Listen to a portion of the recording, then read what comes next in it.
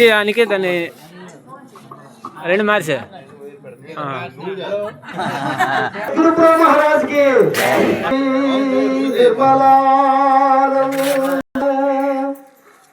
नित्यं चरण सेव जपं सदा हृदं प्रदीपं श्रीरौतु वंशाब्धिचन्द्रं श्रीमति विमलाम्ब अनसूयम्ब समेत निर्मल निजानंद रौतु रामकृष्ण स्वामी मद्गुरु चरणं भजे।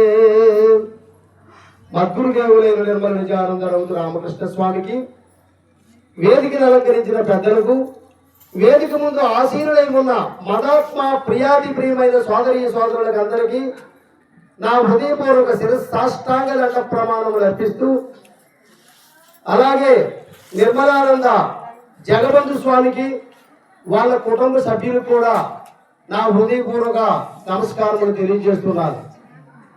ఈ నిర్మలానంద జగబంధు అనే స్వామి సుమారు ఒక 5 సంవత్సరాల నుండి మాకు పరిచయం। ఎందుకంటే అంతకుముందు మాకు తెలియదు।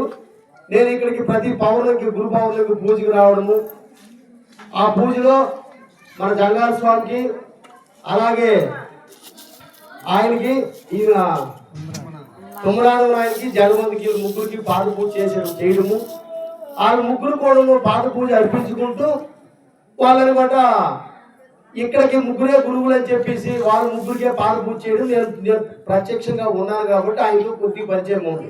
అయితే అప్పటికే ఆయన ఏం మాట్లాడేవాడు కాదు, ఆరోగ్య పరిస్థితి అప్పటికి బాగోలేదు కాబట్టి ఏం బోధనలు ఏదో చెప్పకపోయినా సరే నేను అతనితో సావాసం 4-5 సంవత్సరాల నుండి ఉంది।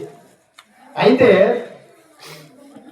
ఆయన పరమైపోవడం వల్ల ఆ కుటుంబ సభ్యులు ఈరోజు మనకు పంచదశి కార్యక్రమం చేపట్టడము అదంతా మహా ఆనందం। అంటే మన సాంప్రదాయానికి గొప్పదన్నమాట। ఎందుకంటే పంచదశి అంటే అంత అర్థం ఏంటంటే స్వప్నం।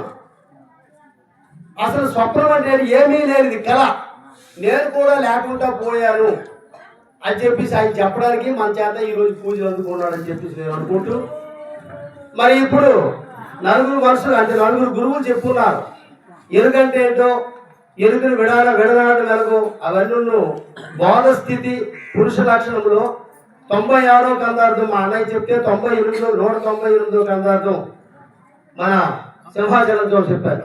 ధ్వని మొదలకు తన్మాత్రలకు అనుగుణంగా నేసమైన గాంపించిన చోటు 198వ కందార్థం, తలమేలుకున్న పురుషుడు అనేది 196వ కందార్థం, బోధ స్థితి పురుష లక్షణం ఇక చక్కగా బోధ జరుగుతుంది।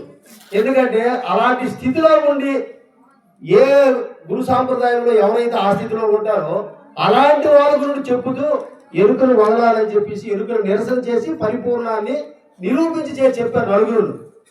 అయితే అంతటా కలది ఎరుకని ఎంతో వాదించుచుందు ఎరుగని వారు, అంతట నింతట నవ్వుపడు అంతటిదే కాని ఎరుక అంతటా కలదా, అది నిజమైతే అగుపడ వలదా, అంతటా కలదొక్క అచలమే కా నెరుక అంతటా కలదా అని అనరాదు వినరాదు।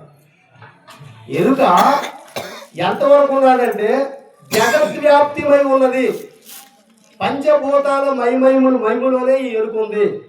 పంచభూతాలు దాటి ధ్వని మొదలకు తన్మాత్రలకు అనుగుణంగా గాలి పెంచని చోట్ల ఈ ఎరుక లేదు। ఎరుక ఎంతవరకు ఉంది, ఆత్మ నుండి దిగజారి అష్ట ప్రకృతులుగా చేరి ఆ అష్ట ప్రకృతులుగా తింటాలుగా ఆటలన్నీ ఆడి పాటలన్నీ పాడి మళ్ళీ లేకుండా పోతుంది। అందుకే కృష్ణ ప్రభు మొదటి అధ్యాయంలో ఎరుకనే కళలోపల నేను అరుదించింది మీరట్లు అరుదించింది, ఎరుక జన నేను మా మేరులా ఎరుకటి జనువాడు మనసు ఎరిగేటి కొరకు గ్రంథము చేసి ఎరిగి ఈ వరకు గురుబోధించడం మేల్క నరులారా చేకుంటే ఎరుకనే కళ జోలి ఎరిగున్న నిల్వాదని చెరిగేటి కొరకు చక్కగా రాసి ఉన్నాడు। ఆ ఒక్క పద్యం కానీ మనం పూర్తిగా గురువు ద్వారా విచారం చేస్తే పరిపూర్ణ బోధ అక్కడే ఉంది। ఎరుక లేదు అని ఎప్పుడు చెప్తాడు గురువు, గురువు బోధని మేల్కలో గురువు చెప్తాడు ఇదంతా అబద్ధం అని చెప్తాడు। ఎప్పుడైతే ఎరుకు మేలకులోనికి నువ్వు వచ్చావో ఈ ఎరుకుతో నీకు సంబంధమే లేదు. అయితే ఎరుకుతో సంబంధం లేదు, మరి మనం ఎక్కడ ఉండాలా? ఎరుకులోనే ఉండాలి. ఎరుకులోనే ఉన్నాము, కానీ ఎరుకకి అంటకుండా ఉంటాం అప్పుడు. కాబట్టి ఈ రీతి స్థితి కలిగిన నేర్పుశాలితర జనులు నిందాస్తుతులను తారేగి చేయడని అంటాడు. అక్కడ బోధ స్థితి పురుష లక్షణంలో ఉంది, అది ఉంది. అయితే ఎందుకు